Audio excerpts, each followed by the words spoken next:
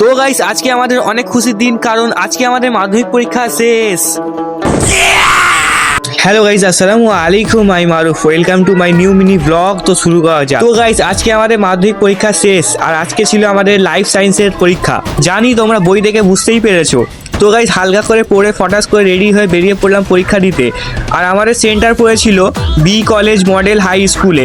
এখানের পরিবেশটা গাইস অনেক সুন্দর ছিল। তো গাইস পরীক্ষা শেষ করে আমরা বেরিয়ে পড়লাম সেন্টার থেকে, এবং আমাদের সব পরীক্ষাগুলোই আলহামদুলিল্লাহ অনেকই ভালো হয়েছিল। কিন্তু গাইস একটা অঙ্ক নামক সাবজেক্ট আমাদেরকে 3 মাস ধরে তার কষ্টটা ভুলতে দেবে না। তো গাইস সেন্টার থেকে বেরিয়ে আমরা এখানে কিছু সেলিব্রেশনের জন্য আয়োজন করছিলাম। পার্টি পপার তো কেনার আমাদের পয়সা নেই, তো এইসব দিয়ে কাজ চালাতে হচ্ছিল আমাদের।